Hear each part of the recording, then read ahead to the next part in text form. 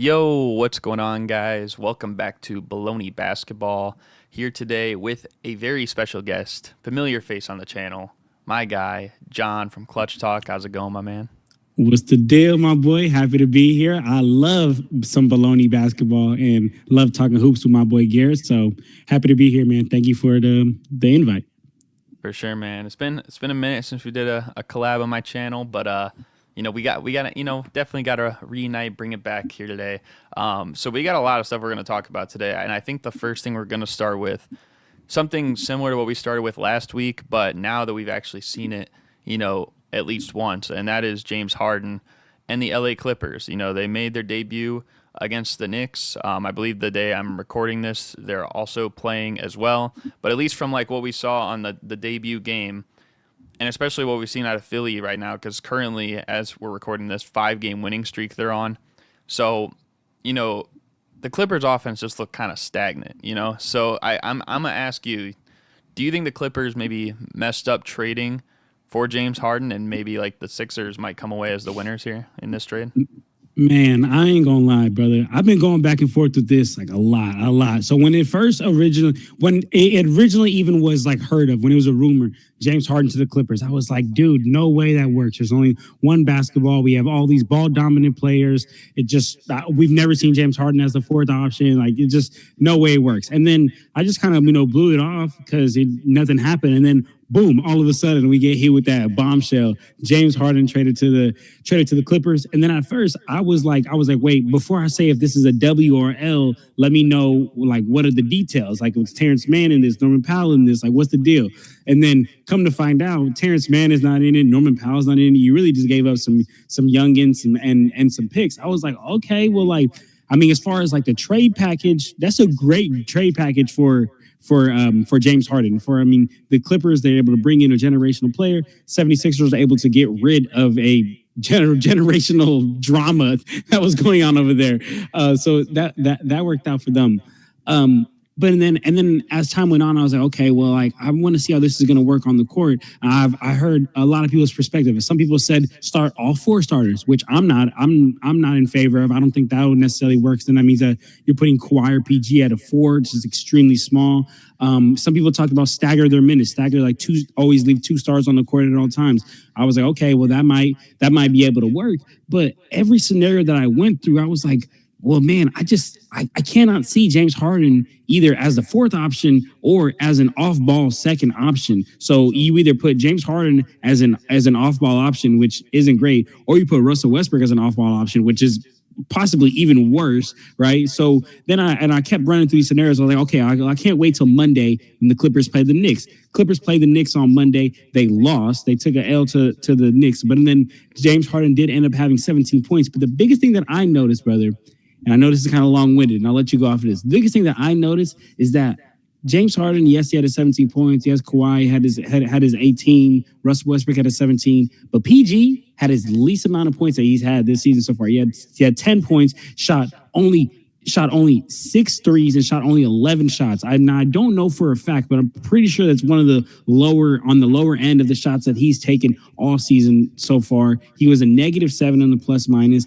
and all it came down to was sacrifice. He just did not get enough shots because there's just too many players out there and only one ball. So I say all that to say, if anyone can make it work, it's Ty Lue, but I still have a lot of questions, a lot of qualms, and there's got to be a lot of sacrifice. And you would hope to not be from the top guys in Kawhi and PG. Yeah, and granted, I mean, yeah, Paul George was missing some shots that he normally would hit, but yeah, the 11 shot attempts, like that's probably the thing that definitely sticks out. For me, it's like, like I said, the offense looked stagnant. They had 22 turnovers. They had like 3 or 4 players that had 4. In that game alone, including Zubac, which, I think he's going to have to definitely step up, especially with all these guys that like to run the pick and roll, him and Plumlee especially, but I feel like Plumlee didn't play all too bad in the Knicks game. But, just for, this team, and you heard like Kawhi after the game, they asked him about it, and then he said basically something about like, I'm going to have to like, kind of take advantage of like when my time comes, and then that's when I'm going to take the best advantage of that. And I didn't like when he said that because it almost made it feel like, all right, it's your turn, my turn, his turn, their turn, like that's just not going to work. And especially it didn't work when James Harden was doing it with one other guy. How is it going to work when you really have 5 ball dominant guys? Because not just the big four essentially, but also Norman Powell off the bench. He's a ball dominant player himself. So you put all that together, and I'm just thinking like, it felt like they filtered out what they needed to get that win the other day. And if they're going to keep playing like that, they're just not going to be like a team like that either. Like, if you think about it, if you took Russell Westbrook off that team, they still have a respectable chance. If you took James Harden off that team, they still have a respectable chance. I would even say if you took Paul George off that team, they still have a respectable chance, but they're not going to if you take Kawhi Leonard out of the equation, because that's the only guy that's on that court that's going to get big minutes and going to be the guy that has shown that he can do it not once but twice. So that's why I think they need to focus in on that. And it just felt like, down the stretch in the fourth quarter, I think he had like 12 straight points in the fourth quarter of that game, which is hard to believe because I think the Clippers only had like 17 or something like that in the fourth, and he really wasn't even getting used. So it is a learning thing. Like, it's just one game. We can easily overreact, but if I'm the Clippers, that's what I see from this game, and I'm like, you got to get him more involved. Like, you know what I mean? And same thing with Paul George, too. I think Paul George, like, he even said, he's like, I know I'm not a one. He said this, like, last year. I know I'm not that number one guy, but I can be that number two guy, right? So it should be Kawhi and Paul George. That's where it starts.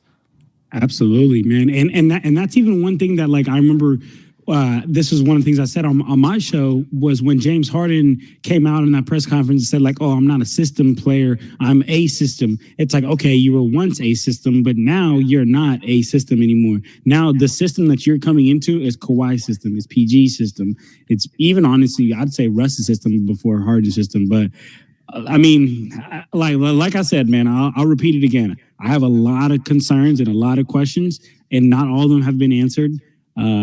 And shoot, Ty Lue's gonna have to show me, man. But if Ty Lue pulls this off, I think it was me and you. We were talking about this. If Ty Lue and Kawhi pull this shit off, man, Kawhi's got to be up there, dog. Because if he pulls this off, man, that's gonna be like all the most toxic players that couldn't win with nobody. Kawhi was able to win with them.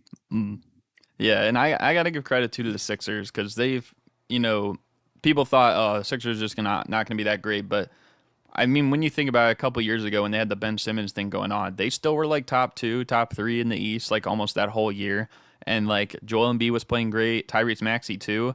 I think honestly Harden's absence has helped Tyrese Maxey reach where he should have been. I think him coming in kind of like slowed it down a bit, and he had to take a role that maybe he didn't really want to or wasn't really familiar with at that point.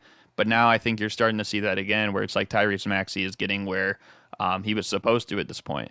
So let me ask you a follow-up question to that then, because that's a great take. Tyrese Maxey's development got hindered by Harden coming in and whatnot. But Tyrese Maxey, I believe he's 22 or 23. Joel Embiid is 29.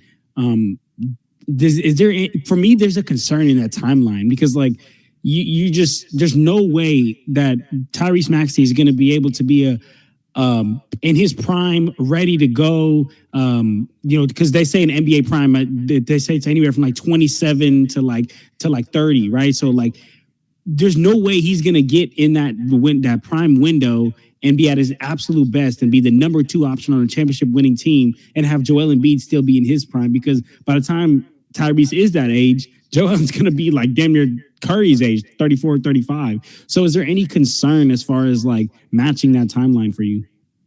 I mean, I think so. Like, I think most people realize that the process is like they're nearing their last leg, and while they are playing really well, it's like I don't know if people would still pick them over Milwaukee or Boston. I was just, I kind of had a point just with, some of the people before the season that are like, oh, they're going to be like a 6th seed. They're going to be in the play-in. Like, that's a little extreme. Like, they still got Joel Embiid, who was the league MVP. Like, they're going to make the playoffs. They're probably at least going to win a playoff series, but that's probably about as far as it goes, Absolutely. No, I'm right there with you. I mean, as long as you got Joel Embiid, you got a fighter's chance, man. But yeah, if you want though, we can move on here to a team that has kind of a Twin Towers type of big man lineup, and not even to mention their best player, which is Anthony Edwards, and the Minnesota Timberwolves. Because they are the only team to beat the Denver Nuggets and the Boston Celtics this year. And I think in 4 of the games this season, 4 consecutive games, they held people under 100 points, which I think that's really impressive too, because and just a little tidbit, because people talked about Gobert last year, didn't really work out, right?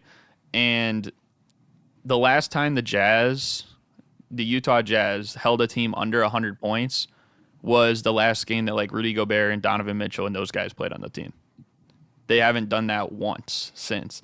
And now you're seeing Rudy Gobert do it 4 straight games with the Minnesota Timberwolves, like as the primary rim protector. So I think it's safe to say he's definitely having a better start to this season. Obviously, Anthony Edwards has stepped up. Mike Conley I think he has like a 23 assist to turnover ratio right now, which is absolutely absurd. But, just to kind of ask you, what do you think is the ceiling for this Minnesota Timberwolves team that currently has the best defensive rating in the NBA? Man, shout out to Timberwolves, man. This feels like last season when early in the season the Jazz came out on fire and they were the number 1 seed and everyone was pumped up and hyped up and they were like, wow, the Jazz are gonna really do something. That's exactly how I feel about this Timberwolves team. This team is a whole bunch of fakers, man. This team isn't going anywhere. Granted, I give Anthony Edwards all the credit in the world. He is legit. He's a superstar.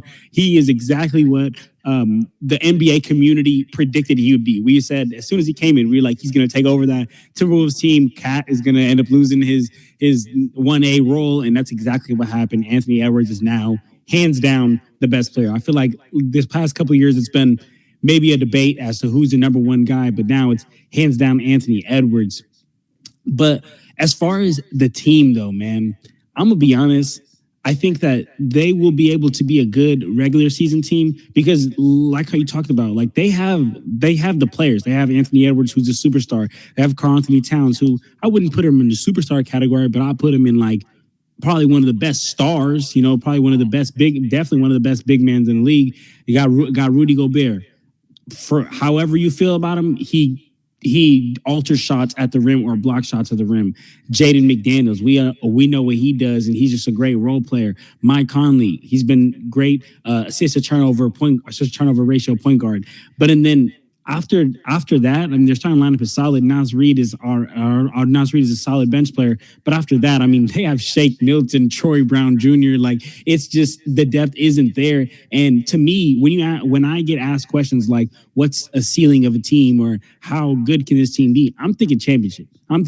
Because for other teams, maybe they're thinking like regular season or whatnot. And if that's the case, then yeah, I think this team will be a good regular season team, probably even a top 5 seed in the West, especially with the way they've been playing this year. But when playoffs comes around and that's when basketball really matters, I just don't believe in it, man. I don't believe in this Twin Towers lineup. I've seen time and time again Rudy Gobert get played off the court when it matters most. And I've seen time and time again, like he gets played off the court and then the next regular season, people are buying into it again. Wow, Rudy Gobert and the Jazz are so good again. And then boom, playoffs comes around, he gets put on an island and can't be out there. So for the fact that he can't be out there, man, for me, I just think that this team is regular season gonna rely so much on Rudy, and because of what he's gonna do for the team offensively and defensively.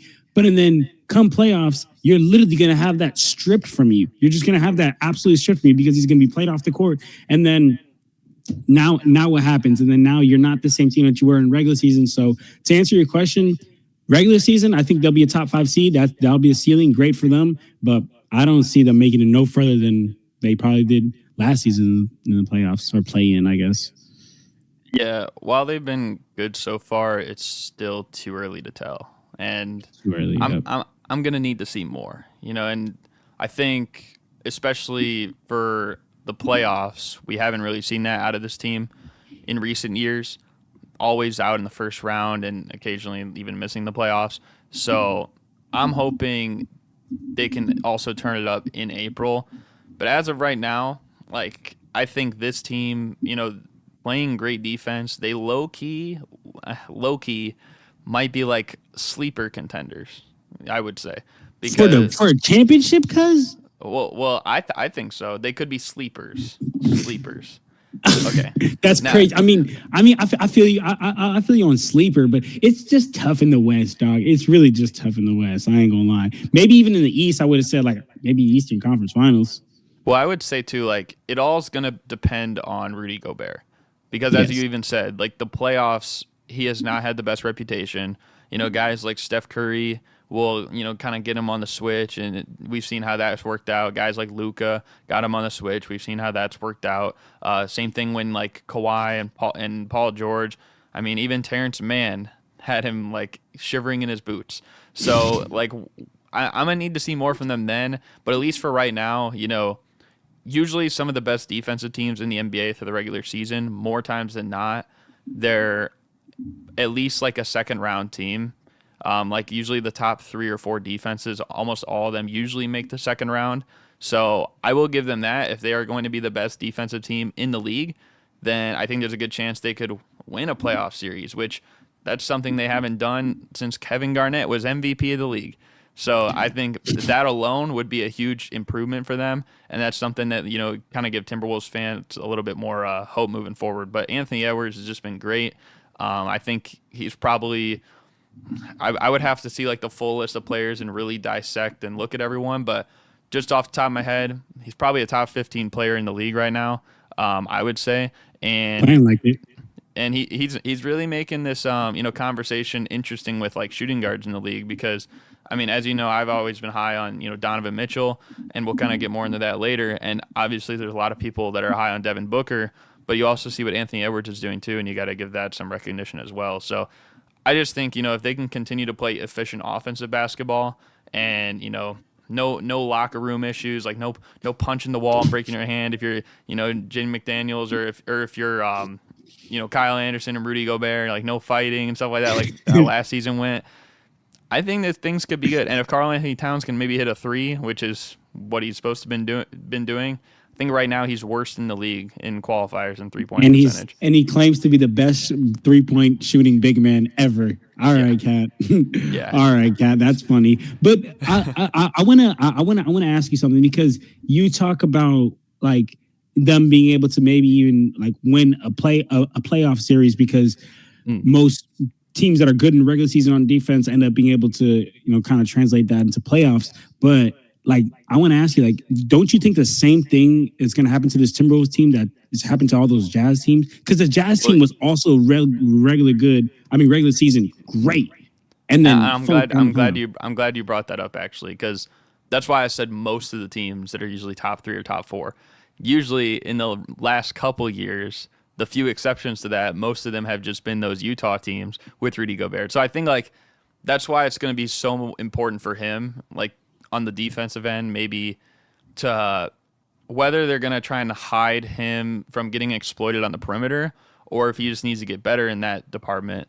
Like one of 2 things needs to happen, I think, for them to be successful. Now, it just depends to what matchup you get. Like if there's teams that don't really have a guy like that that's going to absolutely obliterate you, like on the perimeter, like they have insane handles or something, like if they match up with Dallas, and if Kyrie Irving was, getting the ball a lot, especially even, Luka, we've seen it, but like especially with Luka and Kyrie, I don't think that's a good matchup for the Minnesota Timberwolves in the playoffs. You know what I mean? Yeah. But they definitely don't want that. That would be cooked, because they would literally get Rudy on the island every single time. But what I would say is, like, if they match up with a team like the Pelicans, who maybe don't have quite as premier like guard play like that, I think it could work. Especially with a guy like Zion, who scores primarily in the paint.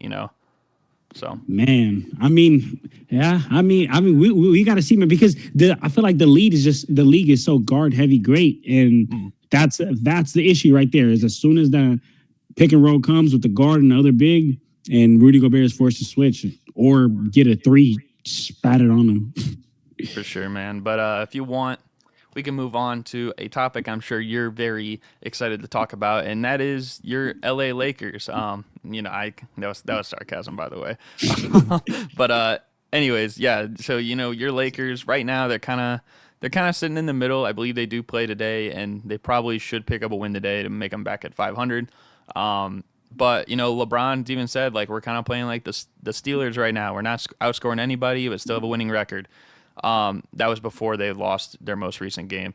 Obviously, AD, he left early against the Miami Heat with groin spasms. But, it's just like this Lakers team.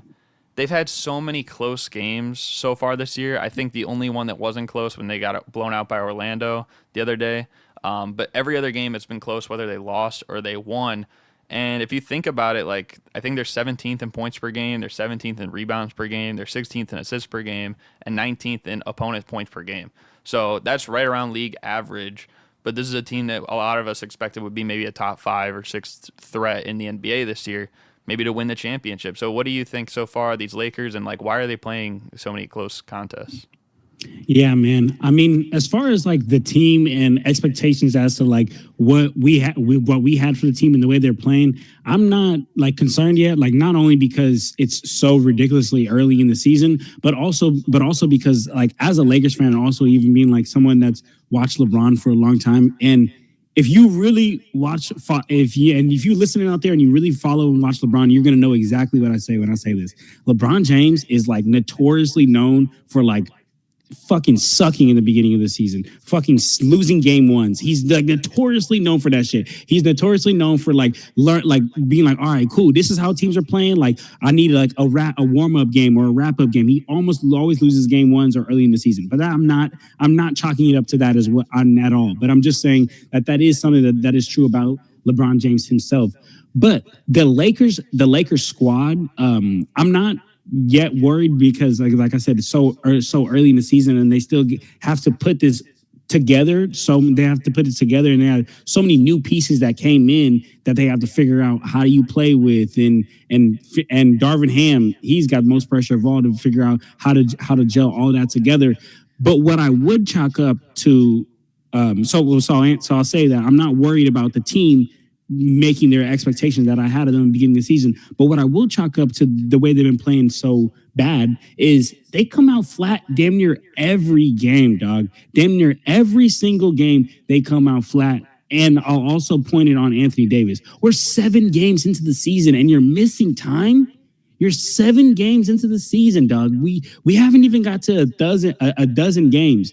And you're already missing time, dog. And LeBron, who's about to be 39 in less than fucking 30 days, is not missing time. Like, there's got to be a mishap somewhere. So I'll put that on Anthony Davis. But like I was talking about, we're coming flat every game. Against the Denver Nuggets, we scored 20 points in the first quarter. Against the Phoenix Suns, we scored 18 points in the first quarter. Against the Sacramento Kings, we scored 28 points, and we allowed the Kings to score 41 points. Like it just makes it so hard to get back into the game. The game where the Lakers, when they beat Orlando Magic the first time, 106-103, they actually finally ended up outscoring a team. It was 29-24 in the fourth quarter. But and then next game got outscored by 10 plus by the Clippers. So that's my biggest issue is I feel like the Lakers put themselves in such a deep hole every game by coming out so flat and then having to play catch-up ball. And the thing about playing catch-up ball is you can't have too many mistakes when you're playing catch-up ball. A team like the Warriors, they could play catch-up ball because they'll string off like 12 straight points without a single turnover, without a single bad mishap, without missing a rotation. The Lakers, they can't do that. They'll run off 12 straight points, but with like a mistake on damn near every single one of them possessions, but you just got so much good talent in Anthony Davis and LeBron that you're just able to get it done.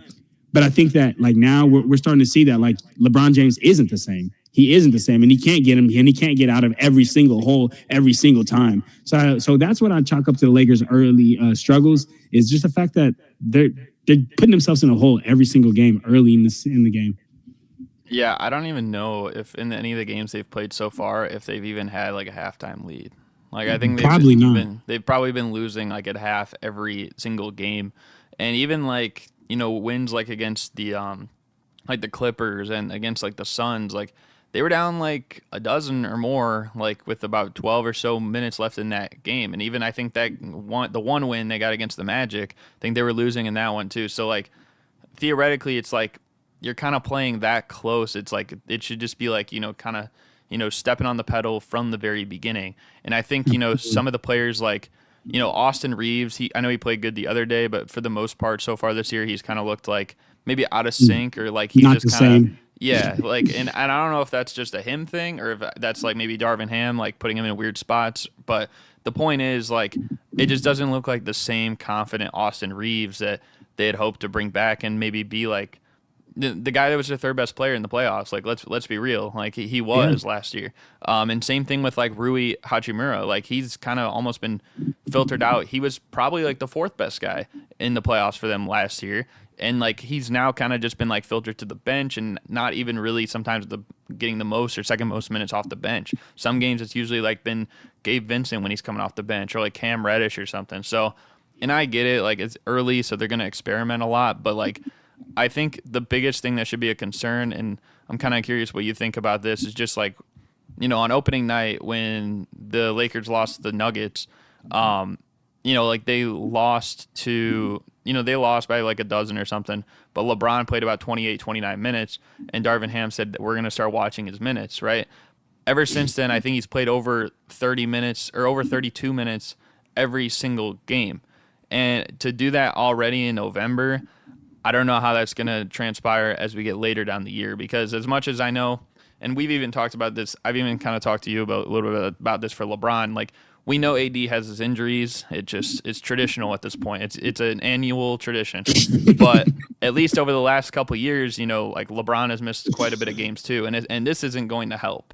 Like him if he has to play like 35, 36 minutes in these games, and you're not even winning, but like half the time, like I don't know how that's gonna Very, hold over. very, very, very, very concerning. Very concerning because the man is 38. Like, I don't know. I'm 24. Like, I'm still moving great. You know what I'm saying? Like, but I've been told that after you get past your 30s, like every single year, like just makes the biggest difference in your like life and recovering and health and all that. So, I mean, I hear you, brother. That is an extremely valid point. Like, and it's sad. It really is sad because this is when LeBron James should be like taking his foot off the pedal. This is when LeBron James should be able to be like, all right, cool. Like, you know what? Like I've built an entire great legacy. I've did all this great stuff. Like now I'm gonna ride away into the sunset. And Anthony Davis, he's gonna be the number one guy because he's young, he's in his prime, he's ready to do this, and I'm just gonna be the number two guy. But no, at 38, he still has to freaking do that because Anthony Davis can't step up. Sad, very sad. Yeah, they just need to be healthy. Not everyone can be like us in our prime ages, you know what I mean? But anyways, though, if you want, we can kind of move on here. We could talk about a little bit of kind of sad news, but we definitely have to touch on it a little bit because CJ McCollum, he just got diagnosed with a collapsed lung.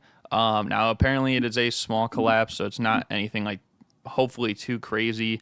I think we kind of saw a similar thing with this, like with Karis LeVert a few years back, and he kind of came back strong. So, hopefully the same thing can happen for CJ. But like, what are your thoughts just on this news, and especially like what do you think it means for the Pelicans? Because CJ's played pretty good so far this year. Yeah, I mean, news as far as like my thoughts, like that's definitely devastating. Prayers out to CJ and his family.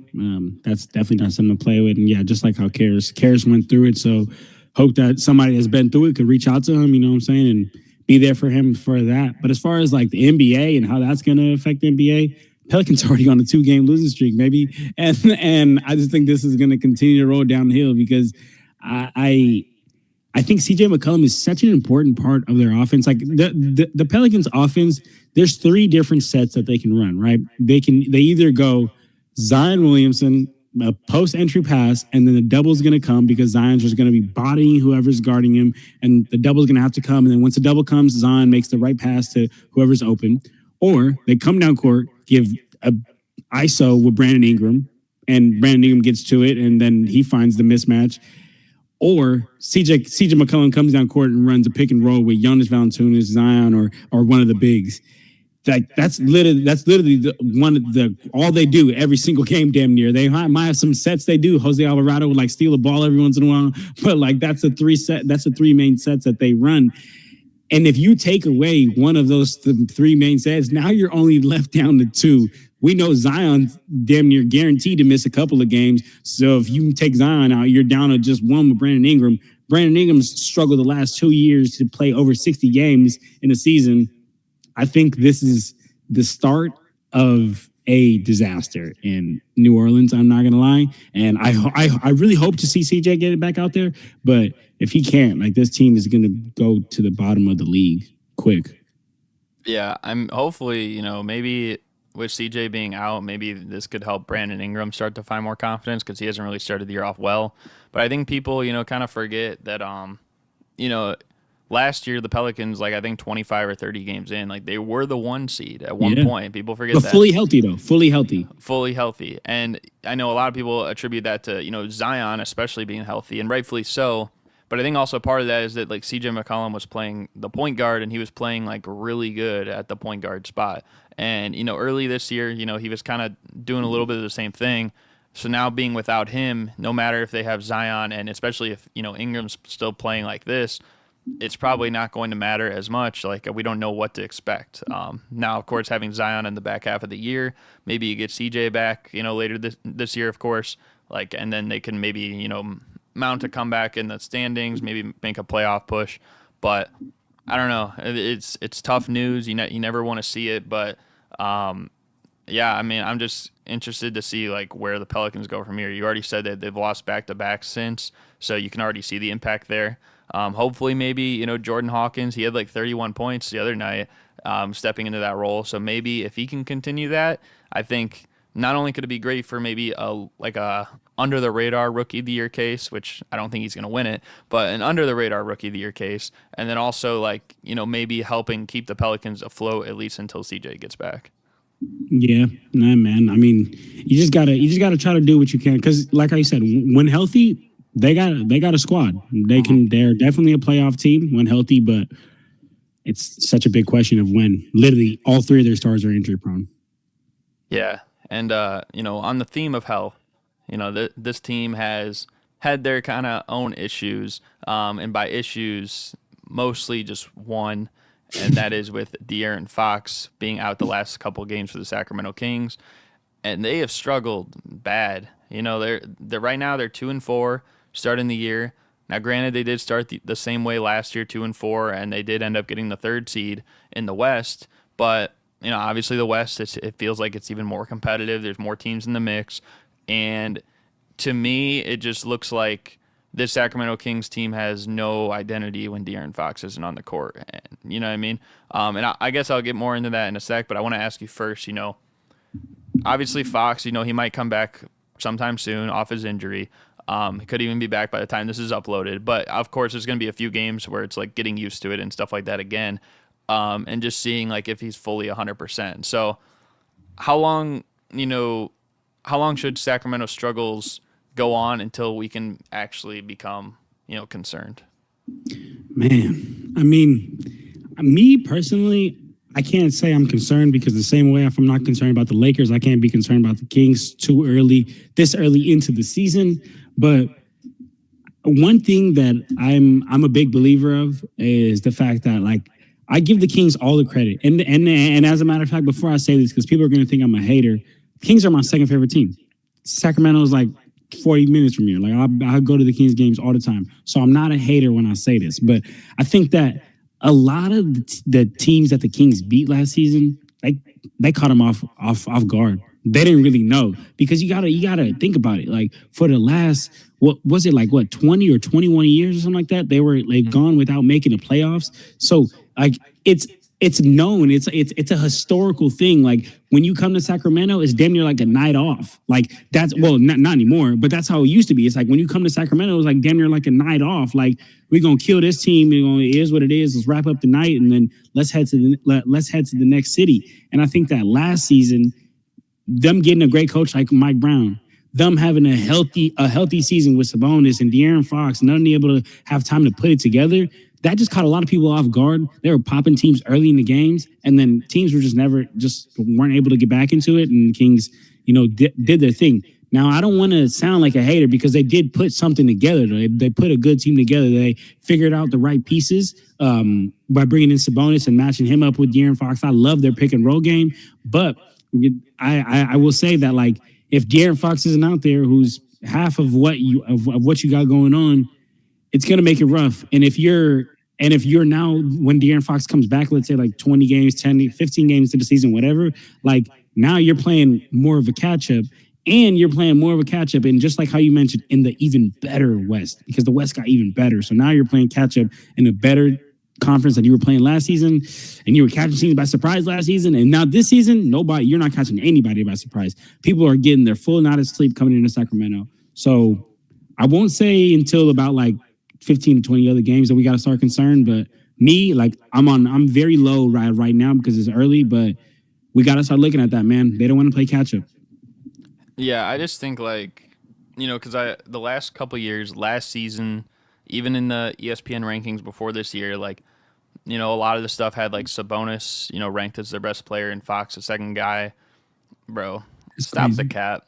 That's De'Aaron Fox crazy. is the MVP of this Sacramento Kings team, and we That's need to just crazy. understand that. If you weren't watching the playoffs last year, when literally Domantas Sabonis maybe statistically looked better, but he completely got obliterated against Kevon Looney, and De'Aaron Fox went toe for toe with a 4-time champion and 2-time league MVP, and probably the best shooter ever, Steph Curry. I don't know what else to tell you. You know what I mean? Yeah. And obviously him being out, I'm like, well, this is going to be tough because he makes the offense go. As much as we could say Sabonis is kind of this point forward in a sense, De'Aaron Fox makes the offense go. And I think just they thrive a lot off his energy. And down the stretch of games especially, there's a reason this guy won the Clutch Player of the Year award last year because, he was that guy late in games. And I'm just looking at guys like Kevin Huerter, who is not shooting the ball well from three this year. I'm looking at Keegan Murray, who same thing, but he's also not looked as confident so far this year. Obviously, Trey Lyles has been out. They got Sasha Vezenkov playing minutes off the bench, which it just feels, and Chris Duarte, JaVale McGee, just doesn't feel like quite the same bench as last year that they have surrounded by, of course, Malik Monk. Malik Monk is going to give you buckets, but the rest of that team off the bench doesn't quite feel the same. And, of course, Davion Mitchell, too, but he's not really known as an offensive guy. Sabonis, I don't know what happened to Sabonis because he used to be able to hit that mid-range shot consistently and occasionally that three. It almost feels like at points he's an offensive liability when looking for his own shot now. And dare I say, it's almost reminiscent of Ben Simmons. Don't. Hell no, it's not reminiscent of Ben Simmons. Well, let me just say Ben this. Simmons is so and I know it may sound like a joke. It's like I don't like Ben Simmons, but Ben Simmons his situation is so bad, bro, that players were legitimately turning around on defense, and he was not shooting. I don't think Sabonis is that bad. I mean, I don't know. They let him have a lot of mid-ranges in that playoffs thing. But I'm not saying – so here's what I'll say, though. Sabonis will take the mid-range, and occasionally he'll take the three. Ben Simmons is not taking either of those, right? Yeah, he won't even take it. But I just think from the sense of, if he's not a capable shooter, he's not consistent enough around the rim. He almost plays smaller than his height at times. You know what I mean? That's kind of what I'm getting at on the offensive end. And – at least if you're supposed to be a guy who is all NBA, especially with Fox out, Sabonis needs to be that guy. It needs to be Sabonis and Monk, or Sabonis and Kevin Huerter stepping up, or Harrison Barnes. But he needs to be that guy that's every single night you got to step up if you're really a top 25, 30 player in the league. And with De'Aaron Fox. Or without him, it doesn't matter. He's just always in foul trouble. I know he grabs a lot of rebounds, but it really never feels like it. So I don't know. This Sacramento Kings team, it's too early to make them a struggle or say that, there's a concern right now. But I think over time, we're going to be watching through this season because, like you said, people will figure him out more so this year than they did last year. They caught him off guard. I mean, you're kind of seeing the same thing with guys like Mikal Bridges this year, who played really well to end the year with Brooklyn last year. Now what's happened so far with the Nets? I would say Cam Thomas has been their best player so far because he's gotten better opportunities than someone like Mikal Bridges. So I don't know. It's they got to figure out a way to win games without Fox. And luckily the next 5 games are against Portland, the Thunder, the Cavs, the Lakers, and Spurs. They'll probably lose to the Cavs and Lakers, but they should beat Portland and they should beat the Spurs. And maybe they could beat the Thunder. So if Fox does miss those games or he's not 100% in those games, maybe by that point they're only like a game or two under 500, and then they can go from there. But right now it's looking like some dark times right now for the Kings, especially after that blowout against the Rockets where they got destroyed. Dude, come on, gang. Getting blown out to the Rockets is a problem. Yeah. But yeah, I don't know. If you want, we could move on here though. We could talk about the next topic, which is some more bad news outside of one specific player, and that is Donovan Mitchell and the Cleveland Cavaliers, who they've currently been a middle of the pack team as we're recording this. They're also below 500. They got some of the worst three-point shooters statistically in the league as well this year, most notably like Yorgis Yang. And I think actually Donovan Mitchell is the only person on that whole team that's shooting over 50% from the field and 40% from three and almost 90% from the free throw line. He's leading the league in scoring. So if you're, you got to have some support there as well. Max Strus has had 1 or 2 games where he's been great, but the other like 6 have been bad. I know Garland and Jared Allen have missed time. Evan Mobley, sometimes he's a mystery. Sometimes he'll grab every single rebound. Other times he'll get bodied by players that shouldn't even be in his class. So, I think they're also 27th in points per game for the year as a team, which if you have the leading scorer in the league and you're 27th in points per game as a team, says a lot about the other guys. That says a lot about the other guy. That's exactly what I'm saying. So, what do you think maybe with the way the Cavs have been playing, we hear the rumors about Donovan Mitchell that maybe he, at the end of the year, like maybe he'll request a trade. At the end of this contract, he'll leave, whatever. Do you think the Cavs right now are giving Donovan Mitchell every reason to leave? Absolutely. 100%. I mean, like maybe not to the same severity, but like, because we're talking about the Cavs, I kind of think back to when LeBron James was carrying a trash ass Cavs team to the finals, and they were putting Jamarie Moon around him. You know what I'm saying? Like they were putting Jamarie Moon like around him to help him win a championship. And like back in the day, and I've been watching basketball for a long time. So like back in the day, like that the player would be looked at crazy. The player's like, oh, you're team hopping, and oh, like you're not loyal and whatnot. But in my opinion, like it's about winning, right? So it's like I'm doing everything I possibly can to win. Now, like it's a little different with the Kevin Durant situation because like he had a great team in Oklahoma City Thunder that was like clearly capable of beating the Warriors. Like the year before they were in the finals, and that year they were up 3-1 on the Warriors. And then KD went to the Warriors. So that's a totally different situation. I don't want someone to be like, oh, well, but what about KD? It's a totally different situation. Like LeBron James, when he went from the Cavs to the Heat, he was giving the Cavs his absolute all. He brought them to the finals, and they kept like failing him as an organization and putting players around him to be successful.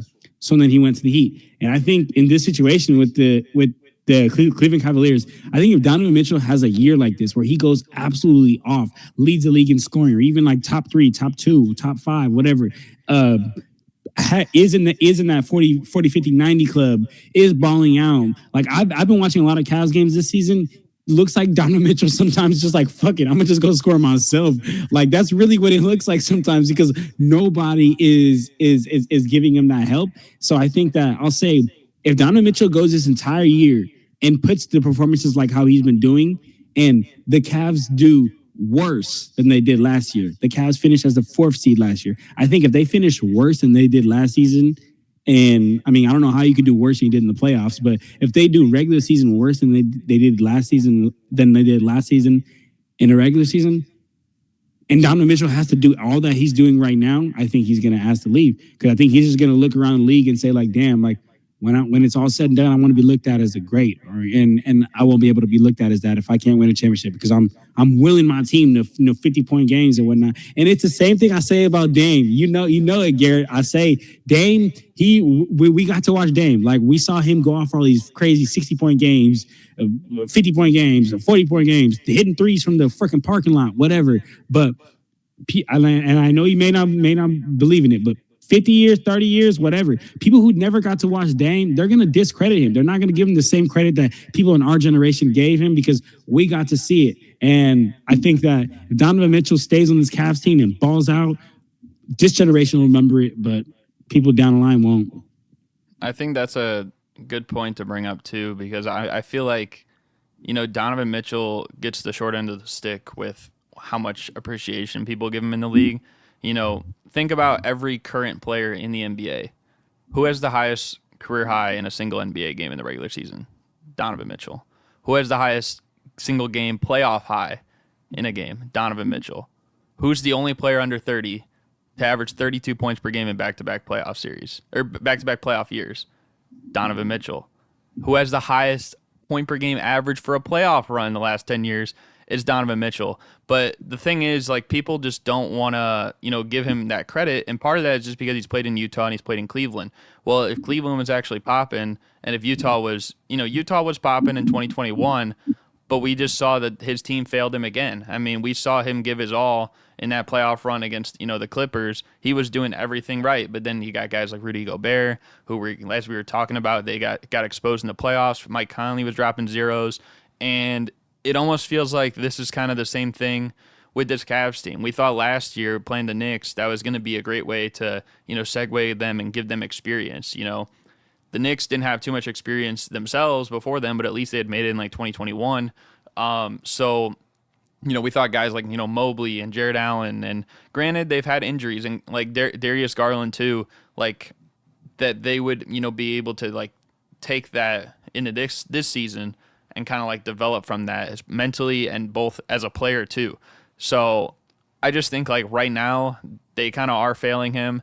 And not only are the players failing him, because we've mentioned like Jorgis Yang and Max Strus, and Tristan Thompson is literally their backup center right now. I don't even know how he still has a job. I feel like after he played for my Bulls, that should have been an indicator right there that his career was over. But like, just JB Bickerstaff has not done a great job with rotations on this team and coaching this team as a whole. And I was looking at it the other day because I'm like, you know me, like, how I feel about Billy Donovan, right, for my Bulls. And I'm like, dude, we just got to get rid of him. I'm tired of Billy Donovan. Like, I've said this over and over. But of the coaches that have been longer tenured with their team than him, I think there's 6 currently. There's Greg Popovich, who's a 5-time champion. There's Eric Spoelstra, 3-time champion. Steve Kerr, a 4-time champion. Mike Malone just won the championship last year. And the only 2 other ones that don't have a championship are Taylor Jenkins with the Grizzlies and JB Bickerstaff with the Cleveland Cavaliers. So those coaches in that pool, JB Bickerstaff, Billy Donovan, and Taylor Jenkins, I feel like, especially this year, if there's another year of failure, which is probably expected for all 3 of them, at least not a championship at the end of it, all of them have to go.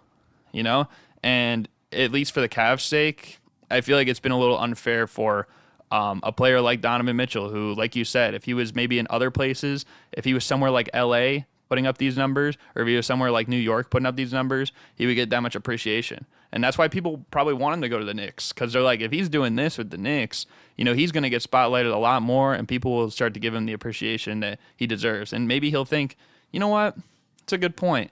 Especially because the Knicks beat us last year in the playoffs, so it's like it would almost maybe be a better team. I got a more so of a winning identity there than I would in Cleveland. But whether he does end up going anywhere, whether it's there, whether it's somewhere else, I just feel like for the time being, they have to figure out a way to get healthy for one, and 2, just as a coach, put the right lineups on the floor from the players. Stop playing so scared. Like, this is like the third year now that this core has been like dependable. The year before Donovan Mitchell got there, they were like top 3 or 4 in the East for most of that year. Injuries ruined them from making the playoffs at the end. Like, realize that they're a good team, but then they have to also play like it as a whole, right?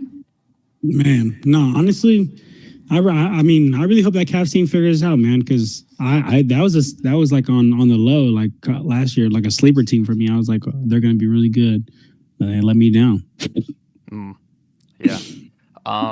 But yeah, I don't know. If you want, we can progress here. We can talk about the next topic, which I feel like this is a fun one for the 2 of us, especially. Rachel Nichols, back in the media. She I mean, I guess she never really left, but like, after ESPN, it was kind of like not as much about her. But she said that Victor Wembanyama has a higher ceiling than Michael Jordan and LeBron James. And the quote that she said is, I'm not predicting that he's going to get there, but we've been sitting here debating Michael Jordan and LeBron. His ceiling is so high that he could render that completely mute, essentially saying he could end up as the GOAT. And I'm going to ask you, because he probably has potential, a lot of players have potential to maybe do that one day, and it's still really early, it's easier to say that. Do you think Victor Wembanyama will retire as the GOAT? I absolutely do. Really? I'm just kidding. I'm just kidding. I don't think he will retire. I don't think he will. I was like, really? No, I don't think he will retire as the GOAT. I mean, you know who I got as my GOAT. I don't think nobody will ever pass LeBron James. But we're not here to talk about LeBron. We're here to talk about Wemby. I think he has potential, right? Like I 100% agree with Rachel Nicholson's comment, right? Because at first, like you mentioned this when you mentioned that we were going to talk about this off camera. You were like, yeah, I'm going to talk about Rachel Nicholson's comments, and I was like, and you said it, and I was like, whoa. But then like once I thought about it a little bit, I was like, well, I mean, the comment isn't the comment isn't he is the GOAT. The comment isn't he's better than LeBron right now. The comment isn't he's better than Jordan right now. The comment is he has potential to be. And I'll be honest, bro, he does. He absolutely does have potential to be better than LeBron. He absolutely does have potential to be better than Jordan. Look at him.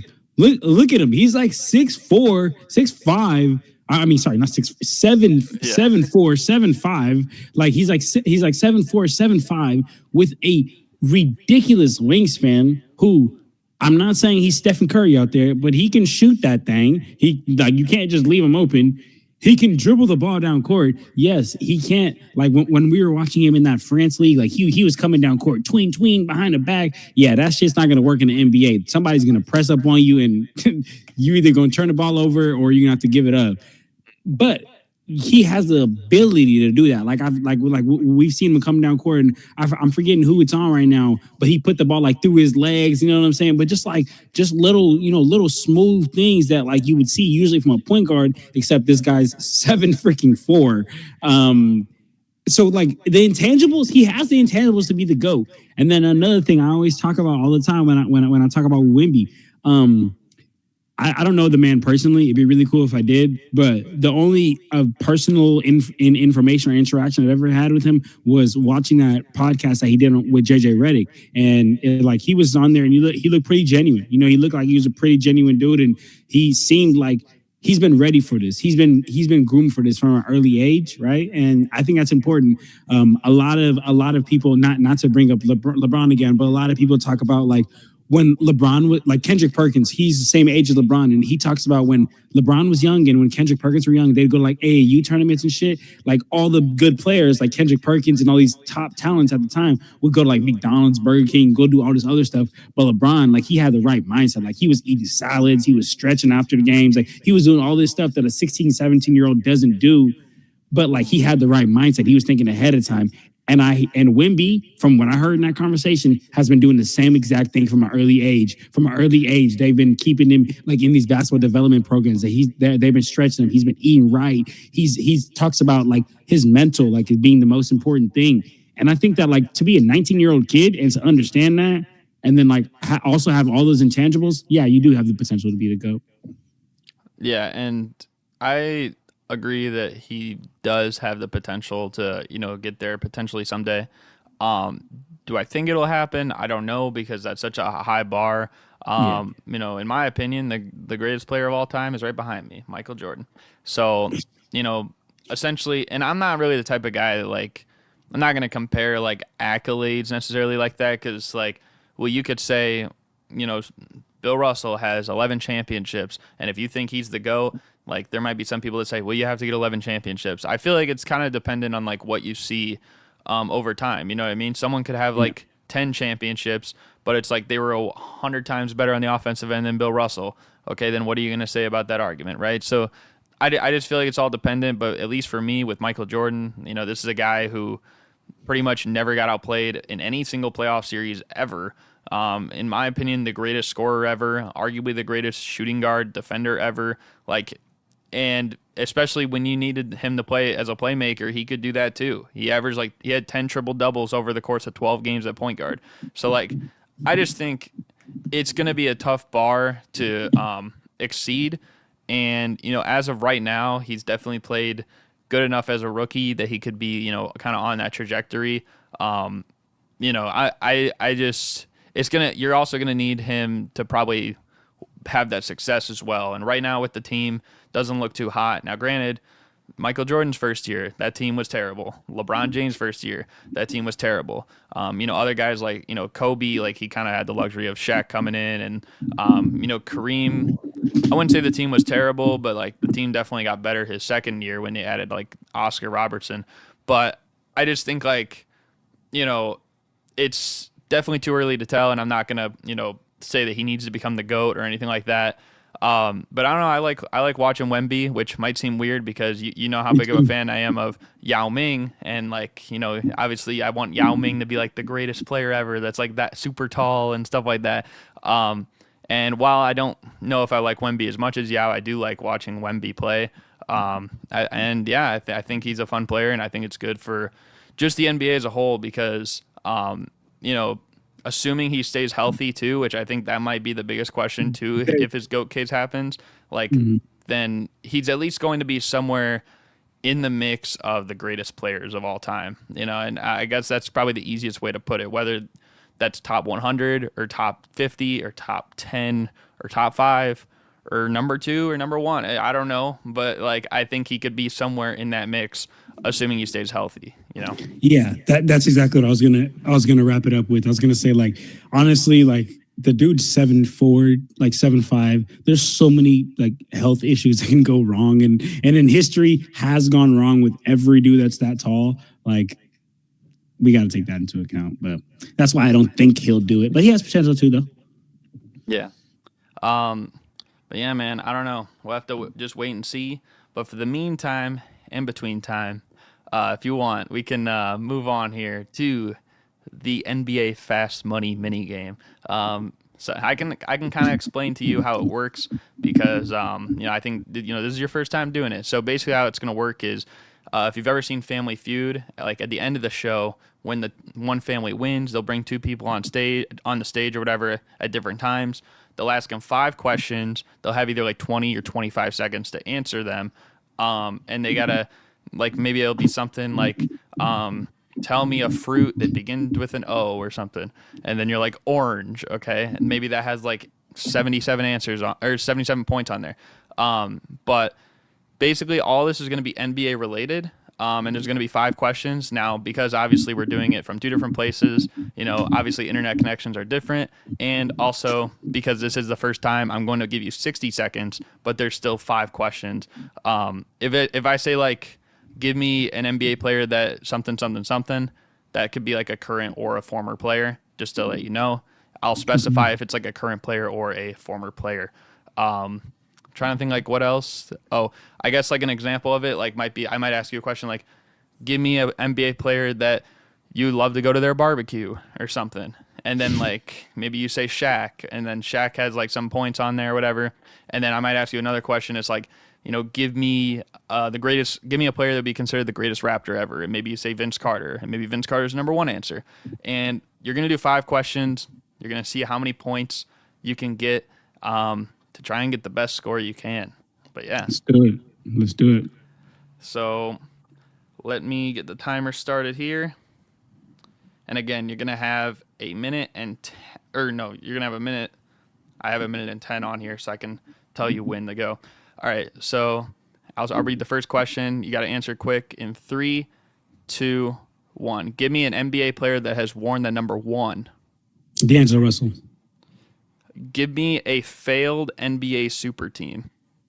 Brooklyn Nets. James Harden, Kevin Durant, Kyrie Irving. Okay, give me a current NBA player on the Spurs not named Victor Wembanyama. Jeremy Sohan. Give me a city that should own the next NBA expansion team. Seattle. And give me an all-time great 6-man in the NBA. Jamal Crawford. Okay, that is time. Wow, you got that in pretty quick. That was like 27 or something seconds. left. Okay.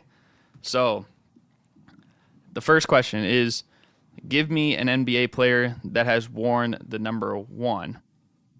Now, as I said, because I did not specify, this could have been a current or a former player for the number 1. But you said D'Angelo Russell. That unfortunately was not on there at all. I figured. I honestly figured. I just did a video on D'Lo. That's why. Yeah. The number 1 answer was Tracy McGrady with 30 points. There were a few other players on here. There's actually a lot of players. There was the Big O was on here, Oscar Robertson, my guy D Rose, Devin Booker, Zion, Chris Bosh, Chauncey Billups, Wemby was on here, Amari Stoudemire, and Baron Davis. Wow. So that's okay. Even though you didn't get any for that one, there's still a lot of points to go around in these other questions. So the second question was, give me a failed NBA super team. And you said the Brooklyn Nets with KD, James Harden, and Kyrie. That was the number 1 answer with 32 points. So you are on the board with 32. The second answer was the 2004 Lakers when they lost to the Pistons in the finals. The Lob City Clippers were on there. There were a few actually Laker teams on here. There was the 2013 Lakers with Nash and Dwight Howard. Hell no, that team was not a super team. That team was trash as fuck. There was the Nets team with Paul Pierce and Kevin Garnett in them. I remember that team was trash. The Big 3 Thunder. I'm surprised they were actually on here. Nah, they deserve it, bro. They deserve it. That's great. The Lakers with Westbrook was on here. They got a couple points.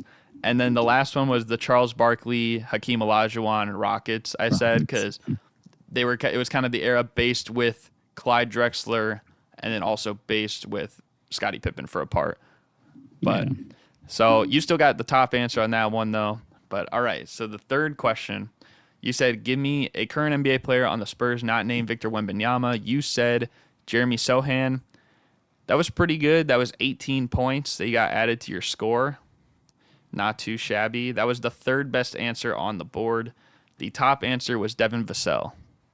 And then the second answer was Keldon Johnson, then Jeremy Sohan, and then other people getting votes were Trey Jones, Zach Collins, Doug McDermott, and Jetty Osman. I can't believe Jetty Osman even got 2 points. But anyways, all right. So the fourth one is give me a city that should own the next NBA expansion team. You said Seattle. It's a good thing you did because that is the number 1 answer. That got you 35 points. Let's go. The other ones on there there was a lot on this one too. Las Vegas, Mexico City, New Jersey, Pittsburgh, Nashville, Tampa, Louisville, St. Louis, and Virginia Beach. Which Virginia Beach would kind of be cool, I'm not going to lie. But all right. And then the last one you said was give me an all-time great 6-man in the NBA. You said Jamal Crawford, and that was the number 2 answer. 29 points on there. Number 1 was my guy Manu Ginobili. That was up there. I was actually going to say, I thought Lou was number 1, but all right. Oh, Lou Williams was number 3. And then John Havlicek got a few. Vinny Johnson as well, Kevin McHale, and then Jason Terry also got 3 points.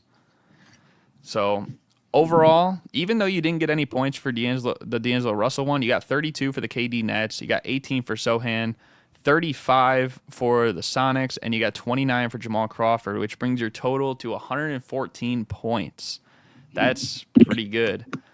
In the actual game, like 2 people go, each person tries to get 100, so that's like the benchmark. So you got over the benchmark, and as of right now in the show, I believe you have the highest score so far. Show me the board. That's how they be doing on Family Feud. The high score was previously held by Gabe. Hey, I beat it. You did beat it. Hey, Gabe. Hey, Gabe, I done slid in, Gabe. you done slid in on this one. But yeah, man, I thought that was a W performance in the minigame. I cannot lie. Overall, W stream, man, or W video. You know what I mean? W video for sure. Just hopefully you guys enjoyed the whole thing. If you did, be sure to like, comment, subscribe down below. You got anything you want to close us out with before we go out? No, man. I appreciate you having me on. If you guys love NBA content, come follow Clutch Talk. And if you are a Lakers fan and you want even more crazy content in the NBA, strictly Lakers, go follow my other channel, Lakers Corner. And Garrett, you are the man. Yes, sir. I'll have all of John's stuff down below, so you can check out the Clutch Talk page, the Lakers Corner page. And yeah, man, just overall, another successful week in the NBA, another successful week of Bullony basketball, and hopefully there's going to be more entertainment next week. But yeah, again, hope you guys enjoyed. Thank you guys for watching, and we're out. Peace.